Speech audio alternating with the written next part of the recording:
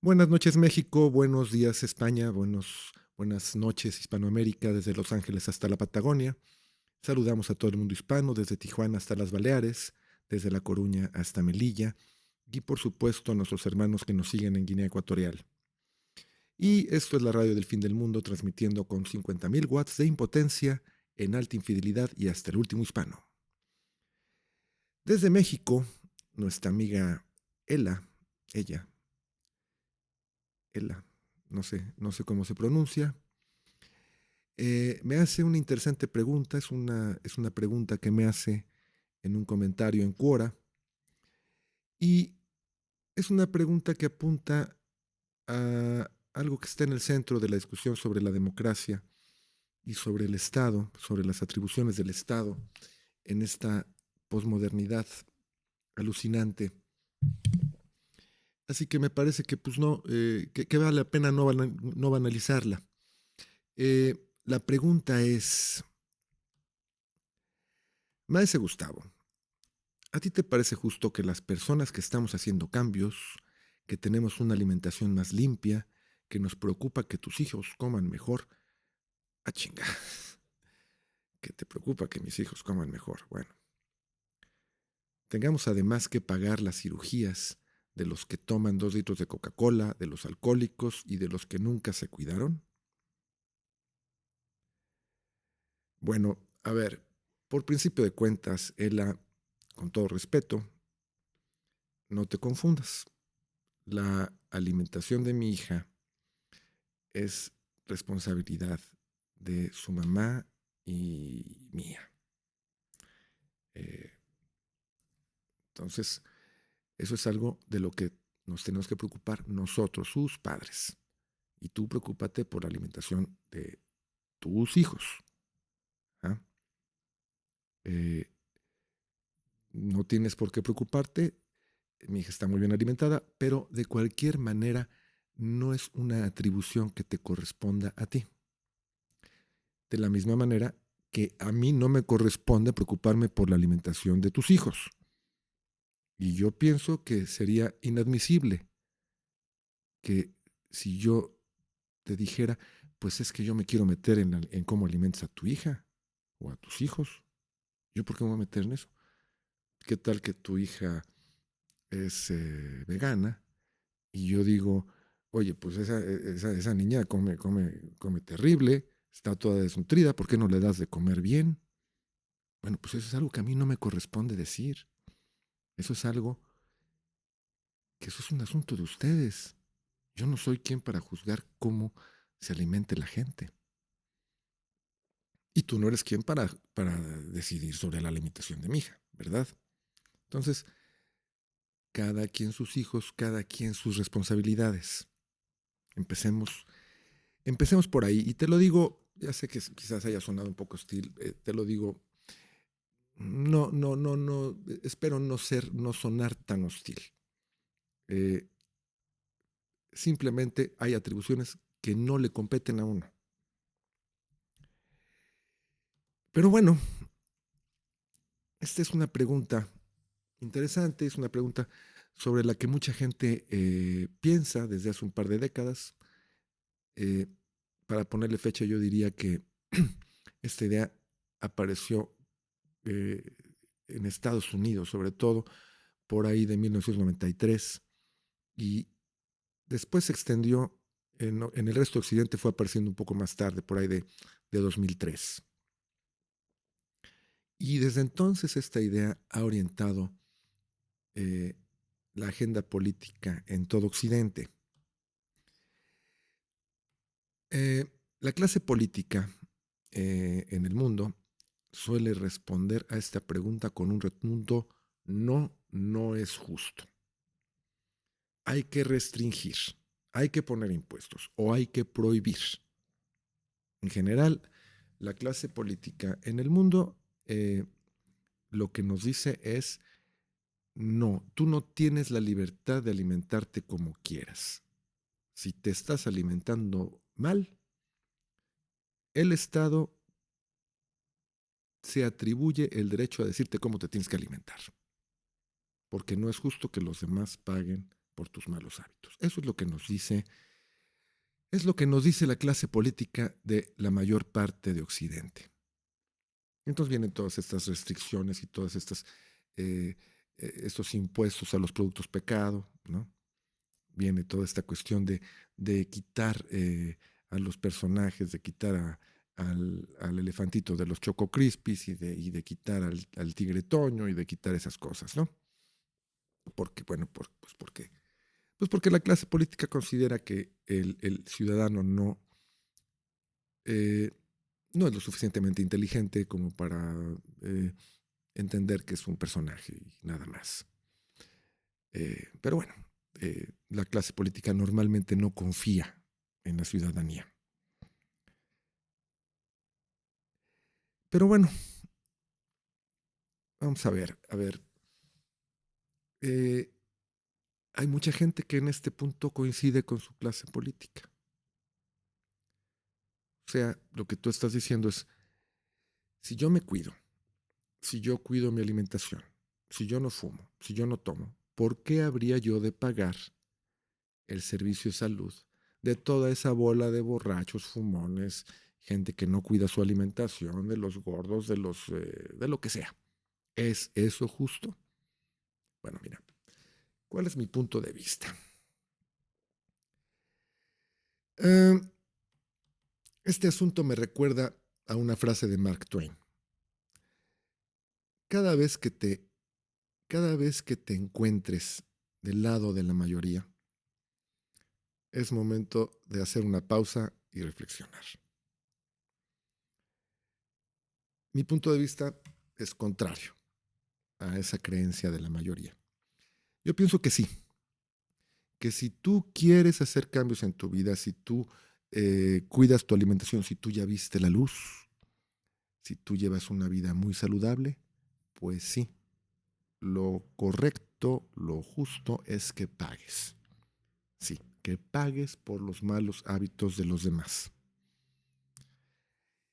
Eh, y tú podrías decir, pero ¿cómo, señor Guardiola? ¿Cómo se le ocurre decir esa semejante barbaridad? Eh, Mira, para empezar, no es un tema de justicia, es un tema más bien de coherencia en un sistema democrático y es una cuestión de sabiduría política. No es realmente un tema de justicia. No todo en una democracia es justicia. No todo se arregla con esa cuestión de justo y no justo. La democracia por sí misma no es justa. Pero bueno, te voy a decir, eh, te voy a poner un ejemplo. Vamos a empezar por algo que me resulta evidente. Y para este ejemplo me voy a poner en la posición contraria a la que tengo. Voy a ponerme como si yo estuviera de acuerdo con quienes piensan que quienes tienen buenos hábitos no tienen por qué pagar por los que tienen malos hábitos. Entonces, tú y yo estamos platicando sobre lo mucho que nos parecemos, sobre todas las cosas sobre las que estamos de acuerdo y que pensamos que estamos de acuerdo en que no debemos pagar por los malos hábitos ajenos. Y entonces yo te digo, pero claro, ¿qué abuso es ese? Yo que me cuido, eh, yo que como bien, yo que cuido mi alimentación, yo que hago ejercicio, ¿por qué tengo que pagar por los malos hábitos de los que no se cuidan?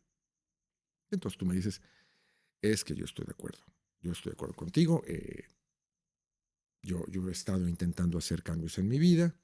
Todos los días me como un chile verde. Vieras que sano dicen que es, ¿verdad?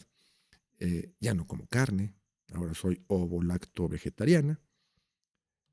Y entonces, pues yo lo que te diría es, ¿cómo que eres ovo-lacto vegetariana? Oye, eso no es cuidarse.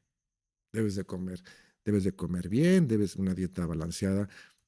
Tiene huevos, carne, pescado, vegetales. Y entonces yo te diría, ¿y yo por qué voy a asumir el costo de tus ideologías alimentarias.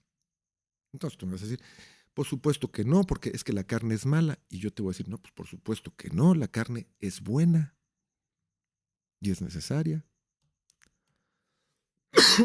Y entonces te puedo decir, bueno, mira,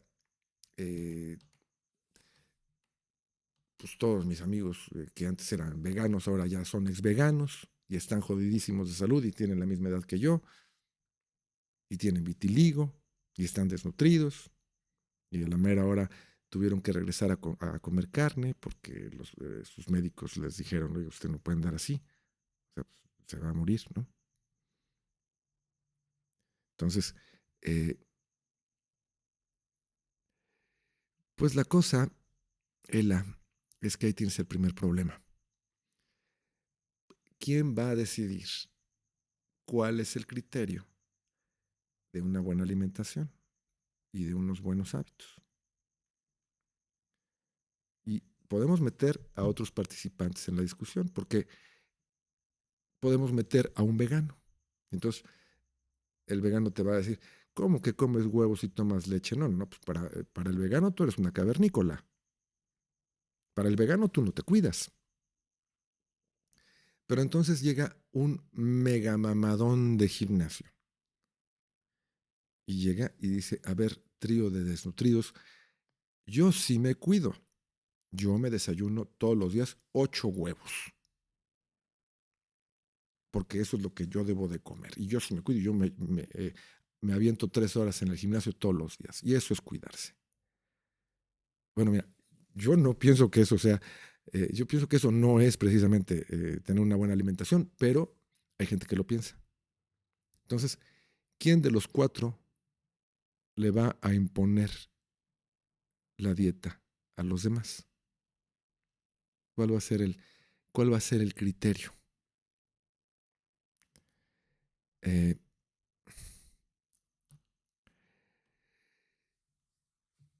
entonces, por principio de cuentas, pues lo evidente. Yo, por mi parte, yo te diría que la mejor opinión es la mía. Y tú me vas a decir que la mejor opinión es la tuya. Entonces, no nos vamos a poner de acuerdo. Salta otro problema a la vista. Si esto lo ponemos a discusión democráticamente, los veganos y los vegetarianos pierden la discusión. Y si lo ponemos por ley, ya se chingaron. Porque en ningún lugar de Occidente los veganos y los vegetarianos son mayoría. Entonces, no sé a qué te refieres cuando dices que te estás cuidando. Pero si tú estás pensando que reducir el consumo de carne es cuidarse, si pusiéramos eso a votación, los demás van a decidir la dieta que tú debes llevar. Y yo, aunque yo no comparta tu opinión, yo estoy en contra de eso.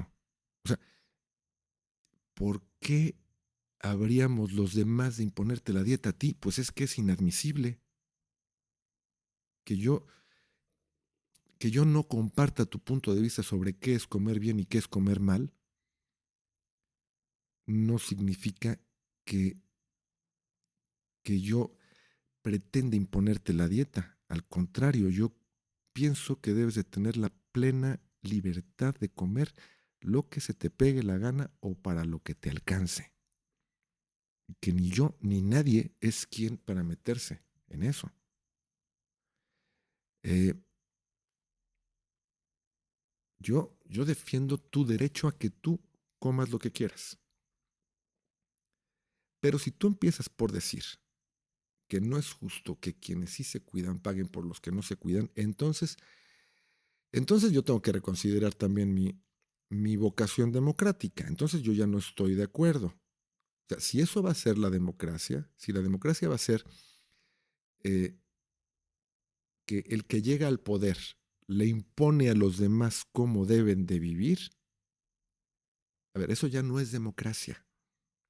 Pero si esa es la visión que vamos a tener, pues entonces estoy en profundo desacuerdo. La democracia es poder actuar con libertad y vivir de acuerdo a lo que uno quiere, y que piensa que es conveniente para sí dentro de ciertos márgenes que son no dañar a los demás y ese tipo de cosas. Pero eh, si lo dejamos hasta ahí, pues estamos muy de acuerdo, ¿no? Pero si lo que vamos a entender por democracia es que la mayoría asfixia a la minoría, y la mayoría le impone a los demás lo que considera que es el bien, para mí eso es mojigatería. Ahí estoy en profundo desacuerdo. Ahora, eh, yo dije que pienso que sí, que tengas los hábitos que tengas, si hay un sistema de salud público universal, tienes que pagar por el sistema de salud de los demás. Tengan los hábitos que tengan. Yo sí diría que siempre y cuando sea una cuestión de salud. No voy a entrar en la discusión sobre las operaciones de cambio de sexo, no sé cómo llamarlas. De alguna manera habrá que llamarlas, pero pues no son de cambio de sexo, porque pues, el sexo no se puede cambiar.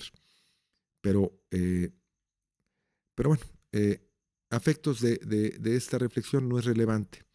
Pero bueno, siempre y cuando sea lo que te lleve al hospital sea un tema de salud, pues sí, hay que pagar por eso. Si pagas impuestos, pues sí, pagas impuestos por todos. Eh, yo decía que el término correcto no es justicia, es coherencia dentro de un sistema democrático, sabiduría política, si lo quieres ver así.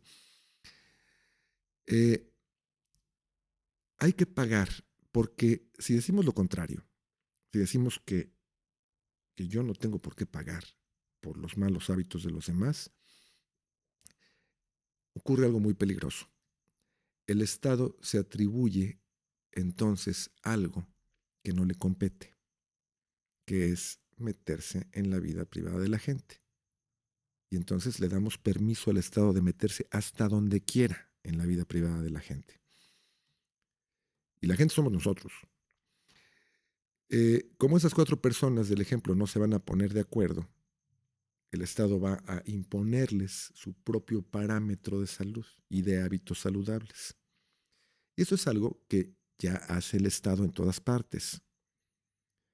Eh, y la gente en todo el mundo pues, está muy inconforme con esto. Está más encabronada, está más polarizada, está más hostil a quienes no piensan así. ¿Y, ¿y qué crees? Que ni vive más, ni vive más saludable, ni vive mejor. Pagar por lo que tú consideras que son malos hábitos de los demás es el precio de la libertad. Eh, la libertad tiene sus riesgos y tiene su precio.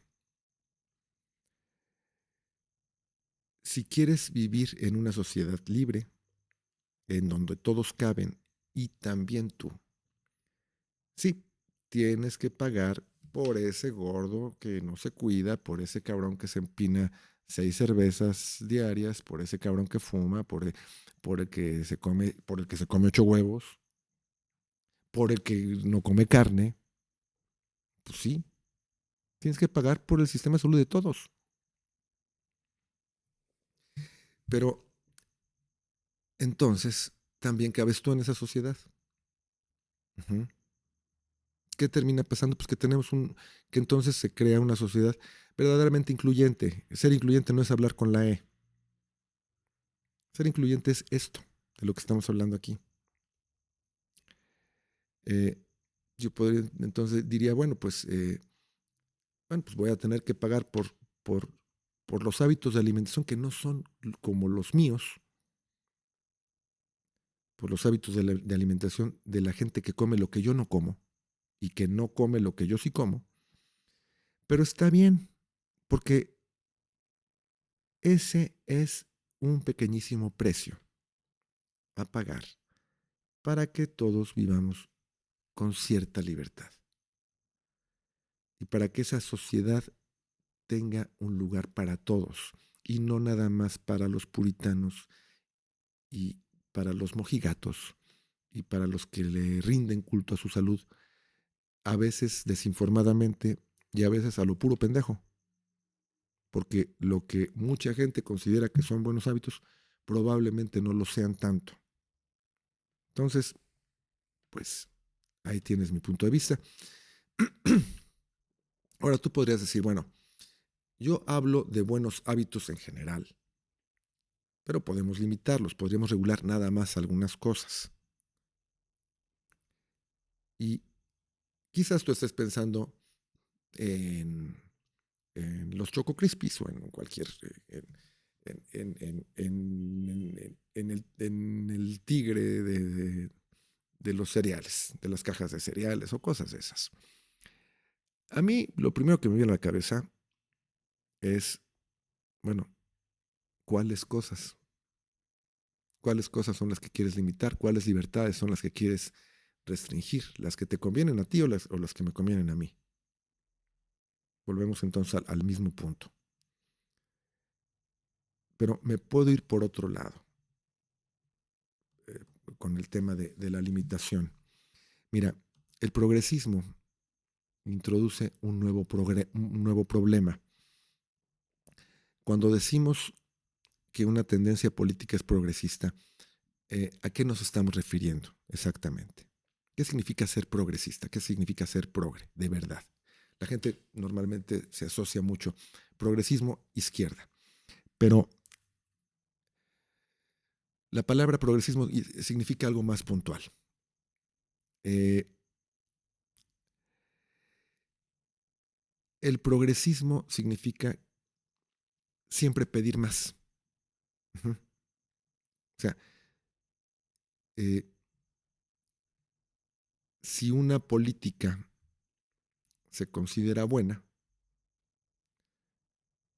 extender esa política se considera mejor. Eso es ser progresista.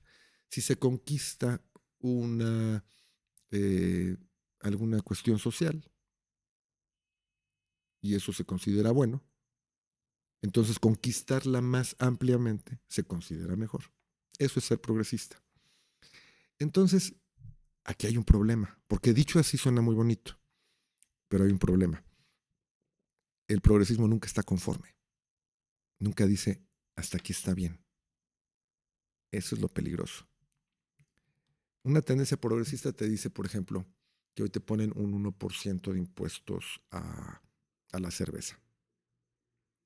Y mira, tú puedes decir, pues un 1% pues es poquito, es casi nada.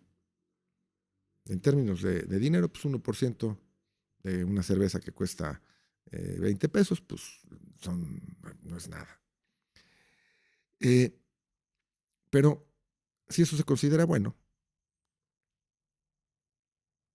una política progresista, lo que va a pasar es que el próximo año te va a subir el impuesto y te lo va a justificar diciendo que cómo se va a cobrar esa ridiculez de impuesto, que ese 1% extra pues no es suficiente, entonces pues, eh, la gente no va a cambiar sus hábitos por ese 1%, entonces te lo van a subir.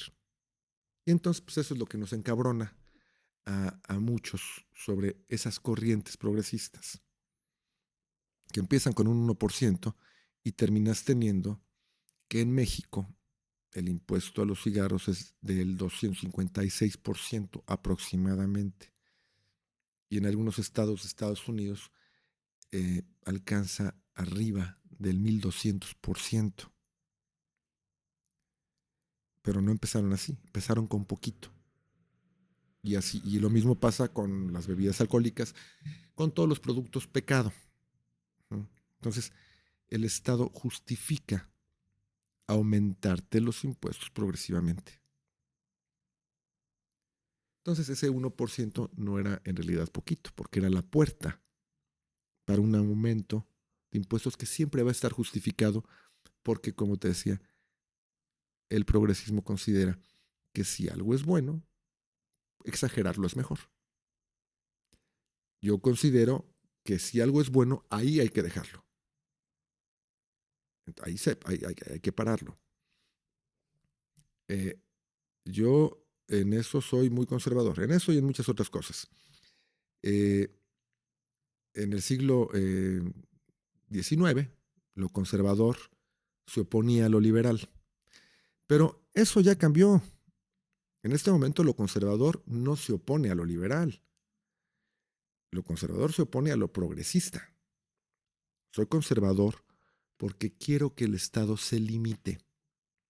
Porque cuando el Estado no se limita, el terreno hacia donde se expande es hacia las libertades individuales. Ajá. Por eso antes hablábamos de libertad y ahora cada vez más hablamos de derechos. Y esto de hablar de derechos es una trampa. Aquí hay que tener mucho cuidado, porque lo que está en juego es nuestra libertad. Mira, en el derecho de la modernidad, la libertad es negativa. Aquí el término negativo no significa malo, sino ausencia de restricciones. O sea, negativo, libertad negativa significa ausencia de. Entonces, libertad negativa significa ausencia de restricciones, significa que lo que no está jurídica explícitamente prohibido está permitido. ¿Mm? Desde el punto de vista del derecho, tú eres libre si no hay algo que te restrinja o que te oprima. En cambio, los derechos son un concepto positivo, son derechos en plural. Aquí la palabra positivo no significa bueno, significa que tienes derecho a algo. ¿Mm? Entonces, la idea de tener derechos durante la modernidad estaba muy bien enmarcada. Entonces sí funcionaba a favor de la libertad. Pero en estos últimos años, en los que estamos instalados en plena posmodernidad, lo que vemos es que esa idea, sacada de sus límites, crea un derecho positivo que se vuelve contrario a la libertad y al Estado de Derecho. Te voy a poner un ejemplo. Para mostrar por qué es una trampa. Si yo ahora tomara a un grupo de personas y les dijera, ¿ustedes qué quieren? ¿Qué prefieren? ¿Tener prohibiciones o tener derechos? Suena más atractivo decir, pues yo quiero tener derechos, ¿no? Parece que estamos hablando de algo bueno. Dicho así, pues mucha gente va a decir que prefiere tener derechos. Pero si yo te digo prohibiciones, te tengo que decir qué es lo que está prohibido. Entonces tú eres libre de hacer todo lo que no está prohibido. Pero si te digo derechos, entonces es el Estado el que te dice a qué tienes derecho. Y si el Estado no te da ese derecho, entonces no lo tienes. Entonces hay que tener mucho cuidado con eso. ¿Mm? Aquí aparecen otro tipo de problemas. Eh, Mira, la Carta de Independencia de Estados Unidos comienza diciendo algo así. Comienza diciendo, consideramos estas verdades como evidentes, que todos los individuos nacen iguales y la cuestión es, el Estado reconoce eh, la dignidad del ciudadano, reconoce la libertad del ciudadano, la reconoce. Es una maravilla ese documento, porque no está diciendo eh, el Estado te va a dar libertad, no. El Estado reconoce que eres libre. Tú eres libre. Naces con una dignidad humana que te hace libre. y este Estado reconoce esa dignidad. A la mera hora, ya sé que los gringos fueron terribles con los esclavos y con los indios, con los nativos del norte de América. Eso es harina de otro costal. Estamos hablando del documento, ¿no? Entonces, es muy peligroso pasar de,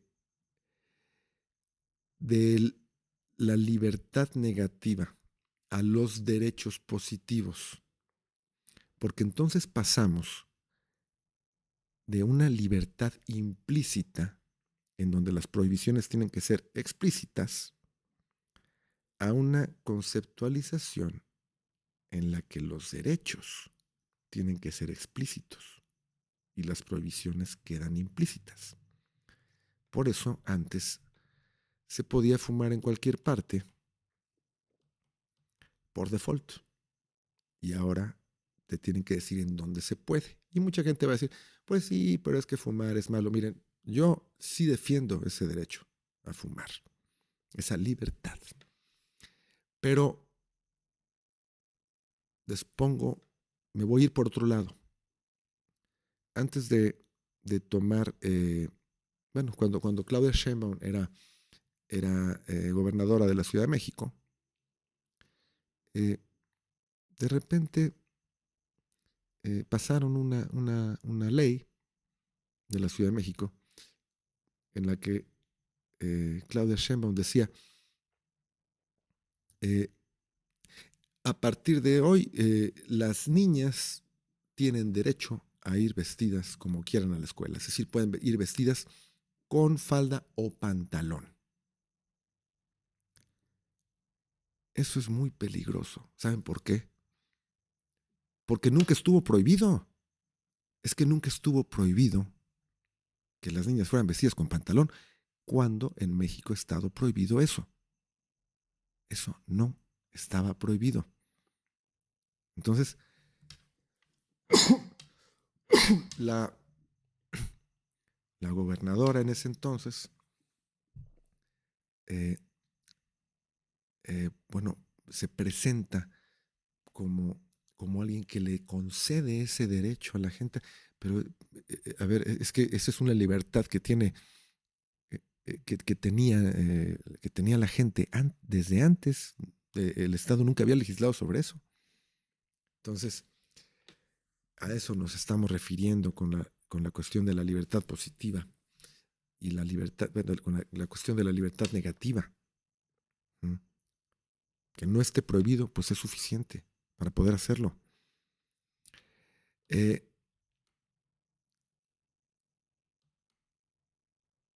Bueno, entonces, pues, cuando empleamos esta cuestión de que si es justo o no es justo pagar por los malos hábitos de los demás, oficializamos la idea de que el Estado ya no nos reconoce esa libertad evidente, sino que nos va a decir a qué tenemos derecho.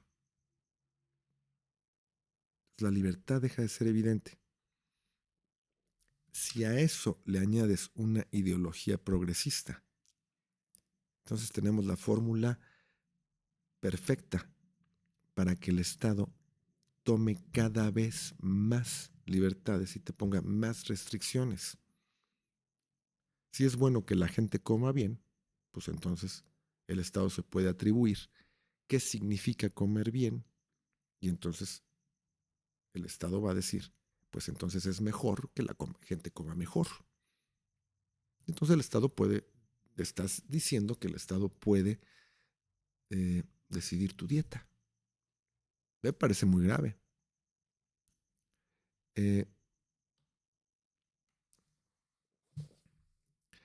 Mira, yo decía que había empezado diciendo que no es una cuestión de justicia.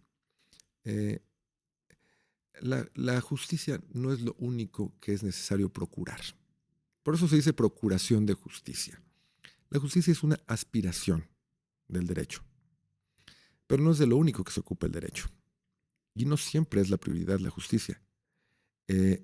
La prioridad puede ser evitar el desquebrajamiento social, evitar rupturas. Muchas veces eso es más importante que la justicia desde el punto de vista del derecho y de la política, que la sociedad pueda convivir.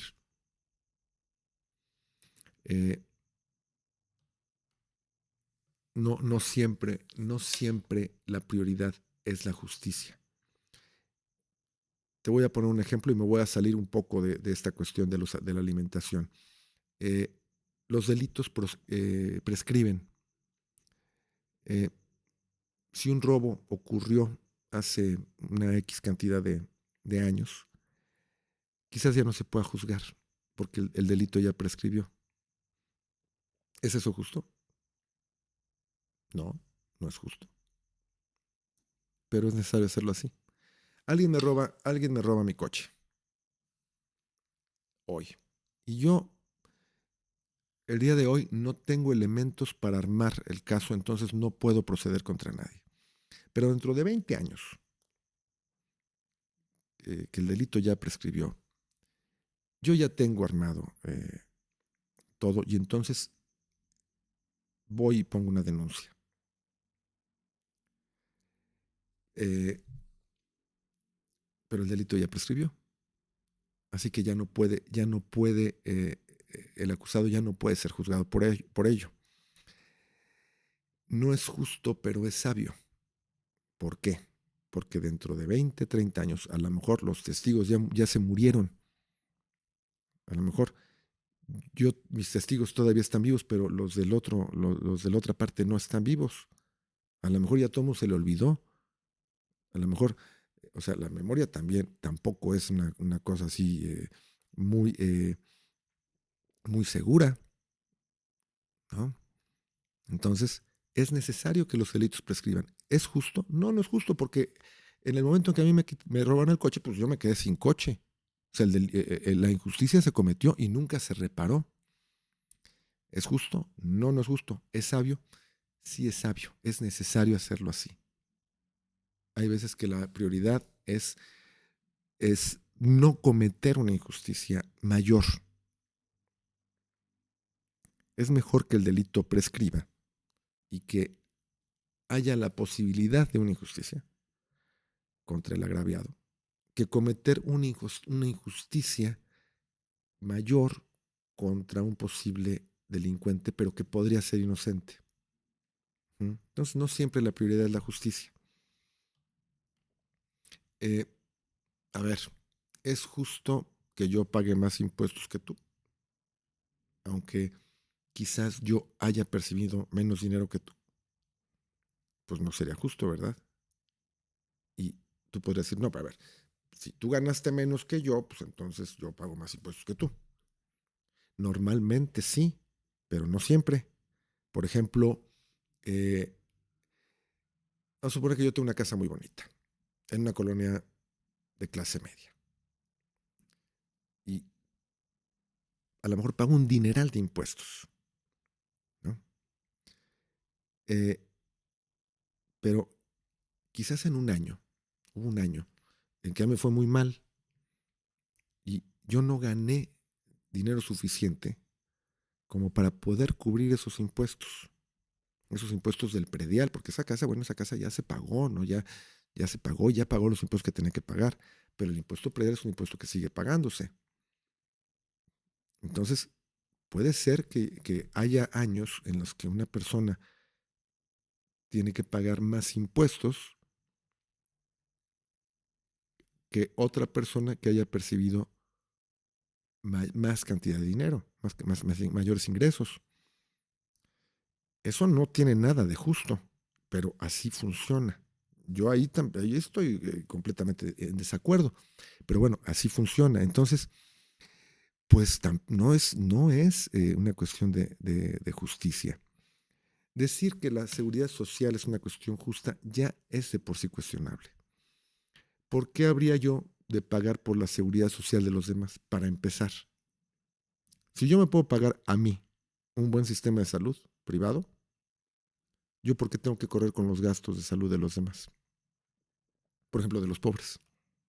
No es mi culpa que sean pobres. Yo podría decir eso. Mira, no es mi culpa.